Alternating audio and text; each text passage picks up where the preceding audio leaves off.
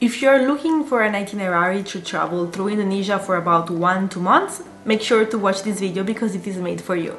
Indonesia is not just Bali, and finally the visa on arrival has been reintroduced. This means that you can finally stay in Indonesia for up to 60 days by paying only $70. In this video we're gonna talk about the itinerary for 2 months through Indonesia that I actually followed back in 2019 as backpacker. If you are ready to create your 2 months itinerary through Indonesia, keep watching this video till the end.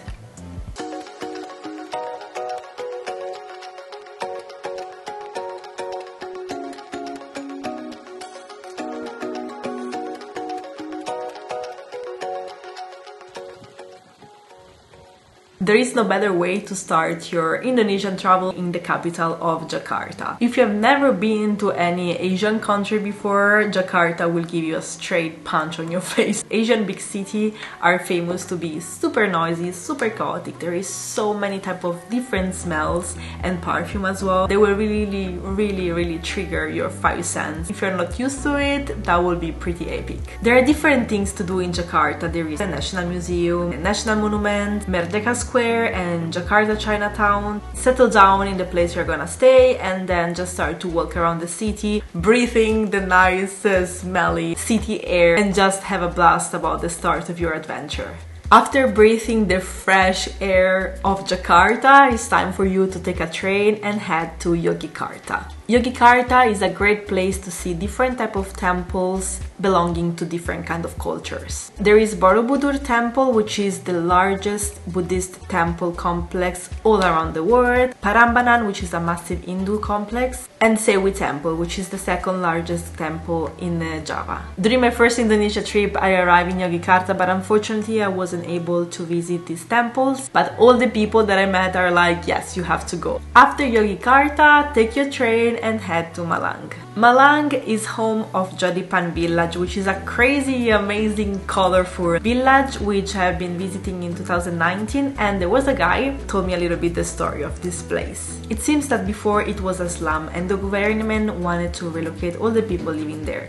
But thanks to some students, they decided to start to give a fresh paint to all this slum. Now its part is completely colorful, like rainbow-ish, and another part is completely blue. Thanks to the tourist attraction, they start to make money. People haven't been rehomed, but they are still living there, so you can visit giving a small amount of money to the local. This is the story that the guy told me when I was there. I'm not 100% this is true or not, but I like to believe that way. If you know the real story and you want to share with us, let me know in the comments. After having experienced a big city, a lot of temples and also a colorful village, it's time for your first hike. After Malang, make sure to visit Mount Bromo at sunrise. Mount Bromo is an active volcano in East Java and it's close to Probolinggo and Surabaya, which are the places you wanna sleep in when you are visiting Mount Bromo. When it's not erupting, Mount Bromo is beautiful. And from the viewpoint of Mount Penanjakan, you can admire an incredible sunrise. Usually these activities start early in the morning. There is a car that will come to pick you up around 2-3 in the morning and it will bring you to the base point of the viewpoint.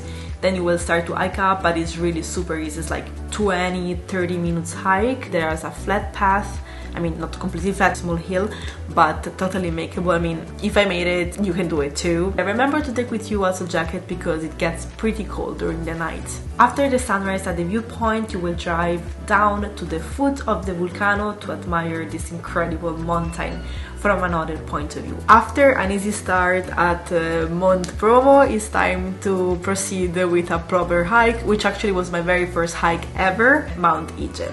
Mount Ijen is an active volcano and it is a must-see in East Java. This is another night hike, so we'll start to hike up around 2 AM and you will start to hike down inside the crater, yes, inside the crater, at around 3 AM. This volcano not only has blue flame due to the big amount of sulfur that is there, but it's also home of the biggest crater lake in the world. The total hike was about 5.5 hours and it was pretty intense, like pretty intense. But the good thing is that after you hike down, you can drive directly to Ketapang Harbor and take a ferry that in 1 hour will bring you to Bali. Also remember that there is 1 hour difference between Java and Bali. You finally arrive in Gili Pier in Bali, and from Gili you can take a cab that will bring you to wherever you want to go in Bali. Honestly, I would recommend you to head directly to Ubud so you can recover, you can meditate. I don't know if you know Ubud, but it's a very relaxing place in Bali, full of meditation center, yoga, healthy food, waterfalls, rice field.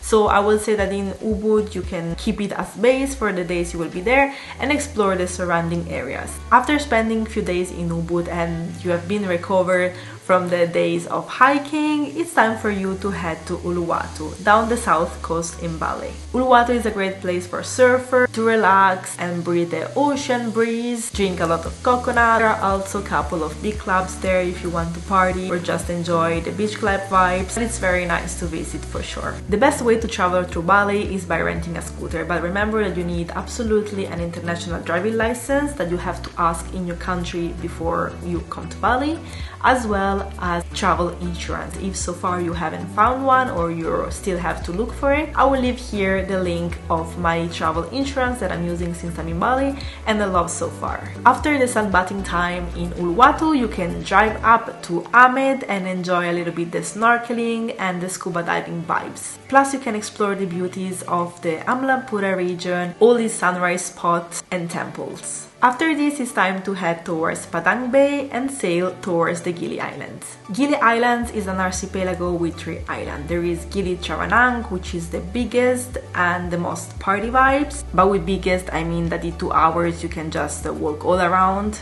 Then there is Gili Air, which is smaller but still kind of party vibes but more laid back. And the smallest island is Gili Meno, which is the most underdeveloped and unspoiled and perfect to relax and chill. It's good to know that on these islands there aren't vehicles, so the only way to get around is by renting a bicycle. There are also horse cars, but I will ask you to avoid them. Unfortunately, most of the owners doesn't know how to take care properly of them. If you like water activities, Gili is the best place for it. The beaches are so wide, the water is super blue, there is a lot of snorkelings with turtles, and one of the most incredible activities that I've done so far that I've never heard before is subwinging. By the way, in my channel you will find the specific videos I created about the activities you can do in all those places that I'm listing, so if you find this valuable, make sure to subscribe to my channel. From Gili Island you can take a boat that will drive you directly to Nusa Penida, which is the island closer to Bali. Nusa Penida offers breathtaking views on massive cliffs that heads towards heavenly beaches. You can rent a scooter and drive around, but honestly in Nusa, since you will have to do a lot of hiking down the beaches and up to the top, I will recommend you to get a driver. And my favorite driver that I totally recommend, that I spend 4 days with, is Made, and I will leave the number down below. Nusa Penida has some of the most Instagrammable spots that probably you have already seen,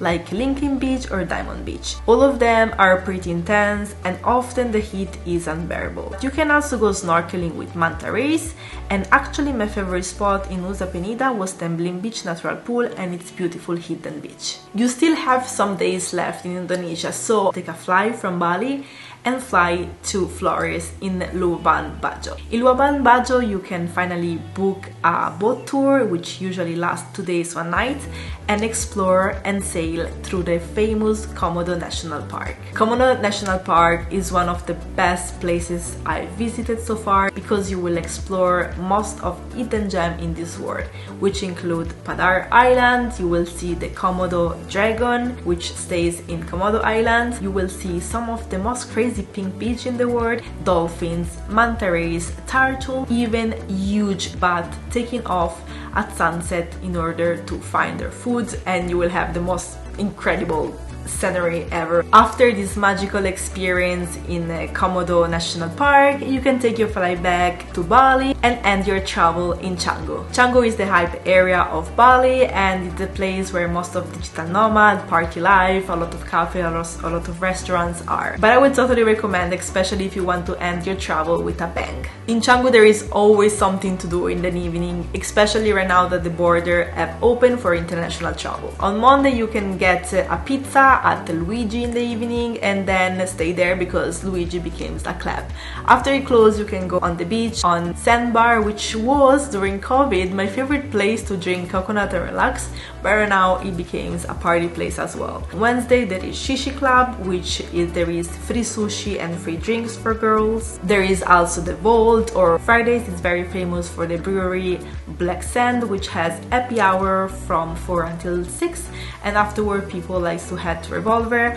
But as well there is La Favela in Seminyak, which is a really nice club, as well as Da Maria. It's full of club, guys. You will find always something to do for your last day in Canggu. I have to wrap up because my battery is almost gone, but this, guys, is a great itinerary. It's the one that I followed the first time I was here. For me was incredible experience, and that's the reason why I wanted to share it now with you. If you need any help or any information more, text me and I will really be happy to help you. If you find this video valuable, thumbs up, turn on the notification bell and subscribe to my channel. I will see you very soon with another video. Bye bye!